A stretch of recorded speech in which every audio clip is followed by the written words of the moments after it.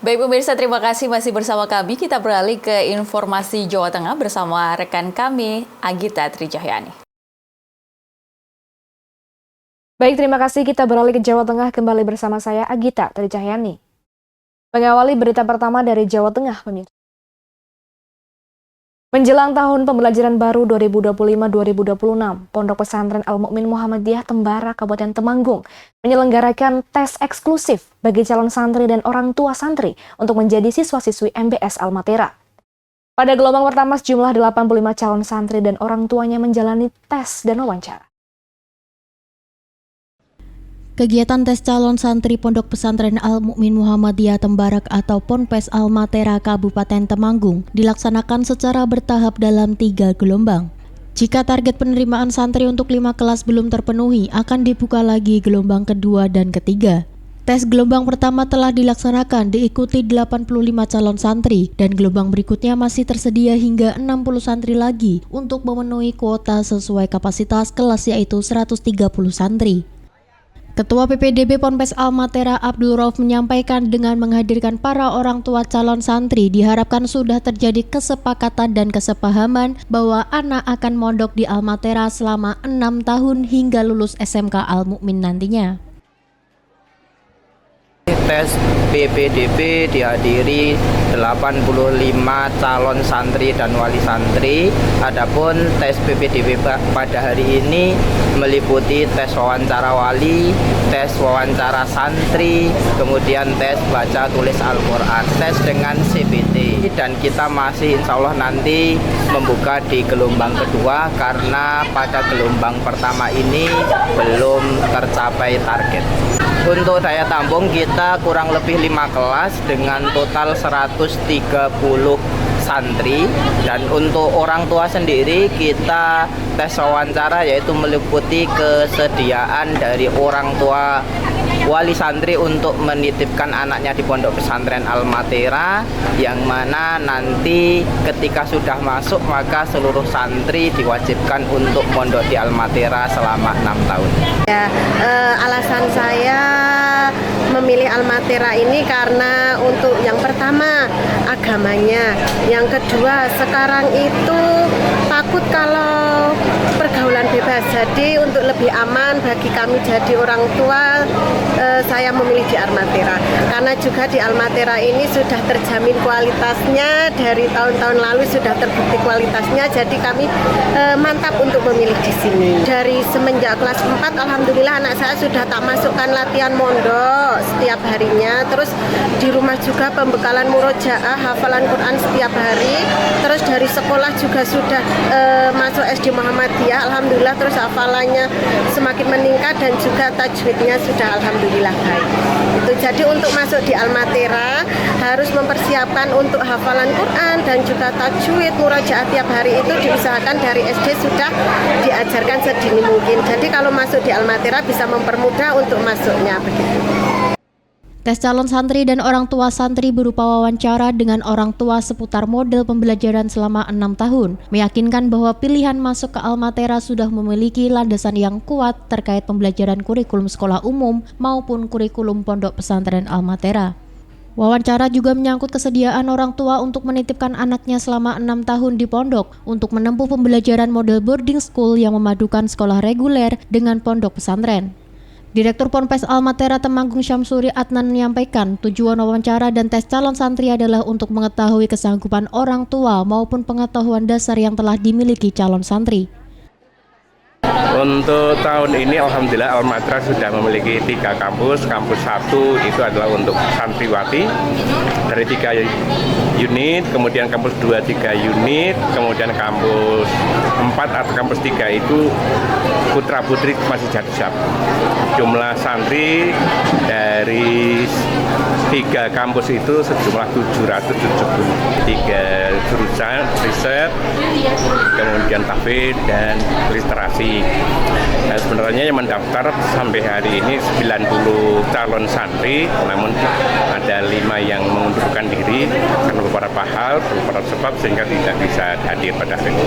Kemudian target yang diinginkan adalah tahun ini untuk gelombang 2 dan 3 masih kita buka, namun jumlah tetap kita batasi maksimal 150, sehingga tinggal 60-an calon santri yang bisa kami terima.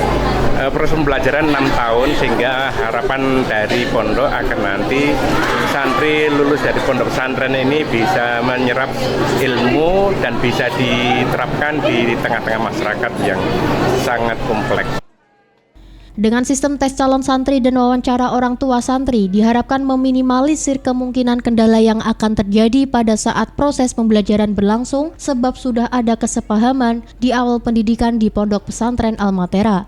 Adapun nantinya para santri akan memilih jurusan pendidikan yang diselenggarakan di Al-Matera, yaitu Tahfidz, Literasi, dan Riset. Target hafalan untuk kelas Tahfidz selama 3 tahun adalah hafal 9 juz Al-Quran. Untuk kelas Literasi, outputnya adalah membuat buku antologi terkait keagamaan, dan kelas Riset harus membuat karya ilmiah 2 laporan sesuai kelompok pembelajaran, yaitu agama, sosial, dan IPA. Budi HP memberitakan dari Kabupaten Temanggung, Jawa Tengah. Pimpinan Cabang Muhammadiyah Banyumanik Kota Semarang bersama Lazismu mengadakan rapat kerja dan konsolidasi organisasi untuk menyatukan langkah dan sinkronisasi program tahun 2025 dan mengimplementasikan sistem keuangan satu pintu. Kegiatan dilaksanakan di Ballroom Hotel di Semarang, mengedepankan program pemberdayaan ekonomi masyarakat. Rapat kerja dan konsolidasi organisasi pimpinan cabang Muhammadiyah atau PCM Banyumanik Kota Semarang membahas berbagai program yang akan dilaksanakan tahun 2025 dan laporan kinerja tahun 2024. Beberapa program unggulan menjadi fokus utama, diantaranya adalah pemberdayaan UMKM, penguatan usaha ekonomi Bulogmu, pelaksanaan sistem keuangan satu pintu yaitu melalui Lazismu, dan pengembangan ranting Muhammadiyah.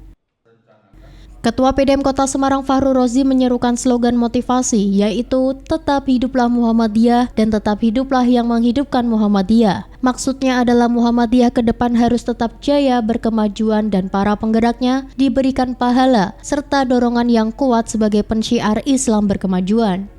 PCM Banyumanik memiliki banyak program amal usaha unggulan dalam bidang ekonomi, sosial, kesehatan, serta kegiatan keagamaan. Semua program PCM harus memiliki sinergi dengan program PDM Kota Semarang agar ada kesinambungan dan memiliki akses lebih luas dalam pelaksanaannya. Sebuah kegiatan organisasi yang perlu terus digalakkan, kegiatan yang akan dilaksanakan, direncanakan dengan baik, dan nanti pada saatnya yang direncanakan dikerjakan. Rencanakan yang akan dikerjakan dan kerjakan yang sudah direncanakan. Oleh karena itu, sekali lagi, pimpinan daerah Muhammadiyah Kota Semarang mengapresiasi kegiatan PCM Banyumanik menyelenggarakan kegiatan ini. Yang kedua, PDM berharap program-program yang akan disusun dan akan dilaksanakan setahun ke depan bisa disinergikan dengan kegiatan-kegiatan yang ada di PDM Kota Semarang, terutama bagaimana ikhtiar bersama Lazismu Kota Semarang, Lazis Kantor Layanan Banyumanik, kegiatan-kegiatan itu bisa disinergikan dengan bagus sehingga akan membuat gerak langkah Muhammadiyah di Kota Semarang, khususnya di Kecamatan Banyumanik, bisa berjalan dengan lebih baik lagi. Selanjutnya, kita juga berharap kerjasama antara PCM dan PDM bisa terlaksana dengan bagus, apalagi kegiatan-kegiatan di cabang sesungguhnya adalah turunan dari kegiatan-kegiatan yang direncanakan di tingkat daerah. Mudah-mudahan kegiatan ini dan kegiatan-kegiatan selanjutnya bisa menginspirasi cabang-cabang yang lainnya. Sekretaris PCM Banyumanik menegaskan pentingnya konsolidasi organisasi melalui rapat kerja untuk mengatur jadwal pelaksanaan program dan kegiatan sampai ke ranting. Dalam mengimplementasikan sistem keuangan satu atap, Lazismu Banyumanik menjadi pengelola utama keuangan dengan pembagian tugas dan kewenangan. Lazismu berfokus pada penghimpunan dana, sedangkan penyalurannya menjadi tugas majelis hingga ranting untuk membiayai berbagai kegiatan yang sudah direncanakan. Lasismu Banyumanik sampai saat ini sudah berhasil menghimpun dana 1, miliar rupiah untuk kepentingan kegiatan Muhammadiyah termasuk memajukan ekonomi lokal, pelayanan kesehatan masyarakat, dan kegiatan sosial keagamaan lainnya. Dalam mengembangkan UMKM lokal, PCM Banyumanik telah memiliki amal usaha Muhammadiyah yaitu Bulogmu yang siap bergerak di bidang logistik untuk memenuhi kebutuhan belanja masyarakat di Banyumanik menuju mandiri ekonomi. Ada beberapa hal yang kita catat untuk bisa menjadi pembelajaran di tahun ini, ya 2025. Untuk program-program unggulan, tentu tiap majelis punya program-program yang spesifik, yang unggulan, yang memang itu bisa kita selenggarakan, ya. Terutama yang pertama di bidang pendidikan, kita akan membangun sekolah dasar di sini. Jadi benar-benar energi untuk bisa membangun itu di tahun kemarin sudah kita lakukan dan sekarang kita lanjutkan, tentu dengan penguatan-penguatan yang juga ada di software, ya istilahnya, ada software, ada hardware-nya. Tentu dua ini tentu harus beririsan. Kemudian ada program juga kami dari Majelis Ekonomi, ya Majelis Ekonomi itu yang kita gembar-gemborkan juga.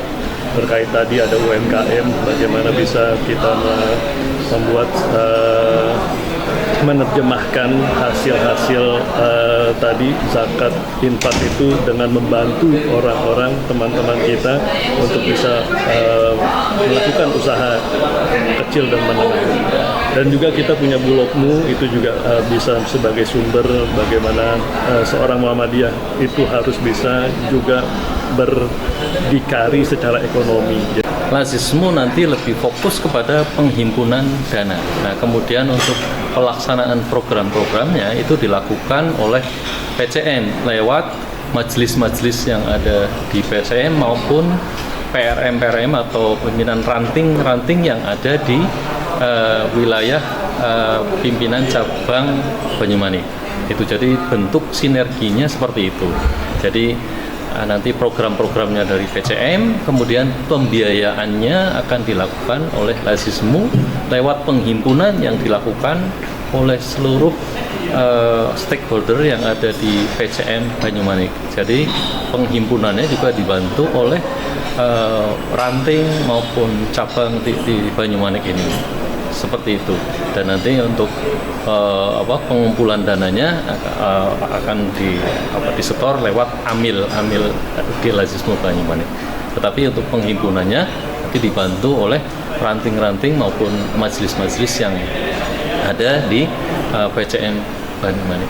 Demikian. Jadi hari ini alhamdulillah kita tinggal menguatkan karena sebetulnya sudah kita lakukan selama ini, jadi koordinasi program, dan tahun ini 2025 ini lebih mempertajam dan memperkuat sinergi inti antara Lasismu dengan PCM, baik dari sisi penghimpunan maupun dari pelaksanaan program. Dengan tetap bersinergi untuk mewujudkan PCM Banyumanik berkemajuan, maka sistem keuangan satu atap akan menjadi dorongan dan semangat untuk maju dan berkembang. Lasismu akan fokus pada pengumpulan dana dan pelaksanaan kegiatan oleh majelis-majelis, didukung kelembagaan sampai ranting Muhammadiyah, sehingga semua kegiatan tetap sinkron dan terarah. PCM Banyumanik berkomitmen untuk terus menguatkan peran serta masyarakat dalam pemberdayaan ekonomi lokal, membawa perubahan positif dan meningkatkan kualitas hidup masyarakat di wilayah Banyumanik. Budi HP memberitakan dari Kota Semarang, Jawa Tengah. Untuk membangun semangat dan kemandirian Panti Asuhan Muhammadiyah dan Aisyah Jawa Tengah, Majelis Pembinaan Kesejahteraan Sosial Pimpinan Wilayah Muhammadiyah Jawa Tengah gelar rapat koordinasi. Dengan rakor ini diharapkan panti asuhan akan semakin solid dalam menjalankan perannya sebagai lembaga sosial yang profesional dan berdaya saing. Majelis Pembinaan Kesejahteraan Sosial Pimpinan Wilayah Muhammadiyah Jawa Tengah atau MPKSPWM Jateng menggelar rapat koordinasi atau rakor untuk pengelola Muhammadiyah Children Center atau MCC, Lembaga Kesejahteraan Sosial Anak atau LKSA, serta Panti Asuhan Muhammadiyah dan Aisyah se-Jawa Tengah. Kegiatan ini berlangsung di Universitas Muhammadiyah Semarang dengan diikuti 122 panti asuhan yang terdiri dari 224 peserta terdaftar. Rakor ini membahas koordinasi dan penguatan kelembagaan. Peserta juga mendapatkan berbagai materi strategis seperti penggalangan dana melalui lazismu, konsep panti cerdas, serta pengembangan usaha ekonomi produktif tahun 2025. MPKS PWM Jateng dalam rakor ini juga menghadirkan lazismu dengan harapan Panti Asuhan Muhammadiyah dan Aisyah bisa bersinergi dengan lazismu. Sekretaris MPKS PWM Jateng Syamsuddin berharap dengan rakor ini tidak akan terjadi egoisme dalam bermuhammadiyah, maka perlu adanya sinergi antara Panti dengan UPP. Kita dalam rapat koordinasi ini kita ingin menjadikan terjadinya sinergi antara UPP di PWM Jawa Tengah, maka kita menghadirkan LPCR. Jadi LPCR dengan MPKS kita ingin kerjasama bareng. Panti yang ada di daerah bisa membantu mendirikan cabang ataupun ranting di daerah masing-masing. Ini yang terus juga kita menghadirkan lazismu. Panti dengan lazis kita ingin bersinergi. Ini yang perlu kita tindak lanjuti, termasuk program-program yang ada di pemerintah, yang dari Kementerian Sosial. Mudah-mudahan kita bisa ikut membantu melaksanakannya. Ini yang kita ingin gerakkan bersama. Jadi membangun smart panti dan kemandirian panti. Ini tujuan yang ingin kita laksanakan, gitu Mas.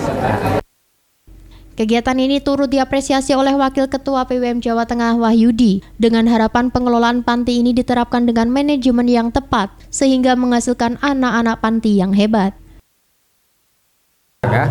Sangat mengapresiasi kegiatan rapat koordinasi yang diselenggarakan oleh Majelis Pembinaan Sosial Jawa Tengah bekerjasama dengan Lazismu Jawa Tengah dan Lembaga Pengembangan Cabang dan Ranting Muhammadiyah Jawa Tengah. Mengapa sangat penting? Karena untuk mengadakan pemberdayaan terhadap panti-panti yang kita miliki, yakni Panti Muhammadiyah, tidak bisa kita laksanakan secara sendirian, harus ada kerjasama. Dan harapan kami bagaimana pengelolaan ini bisa kita terapkan manajemen yang tepat sehingga akan menghasilkan anak-anak panti yang hebat, yang memiliki kualitas dan juga diperhitungkan.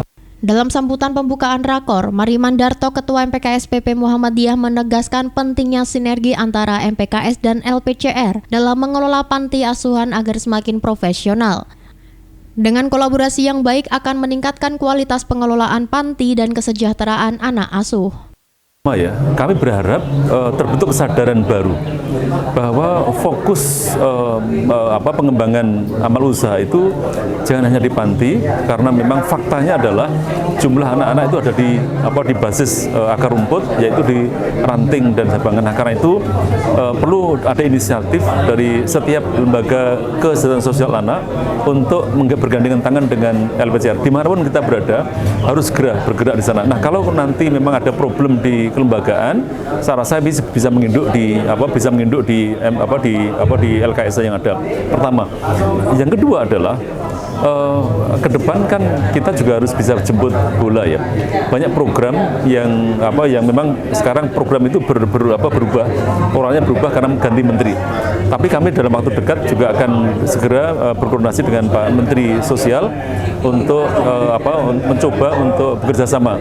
Kami tidak khawatir ya bahwa kemudian itu tidak bisa dilanjutkan, enggak. Tapi justru kita akan melaporkan ke beliau untuk apa?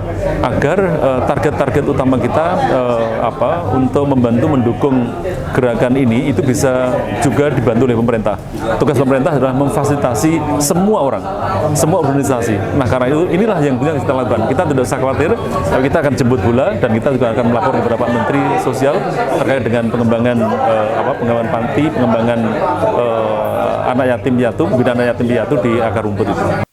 Tim TVMU memberitakan dari Kota Semarang, Jawa Tengah. Dalam menjaga kesehatan mata untuk para siswa, Perguruan Muhammadiyah Jepara gelar pemeriksaan dan pemberian kacamata gratis.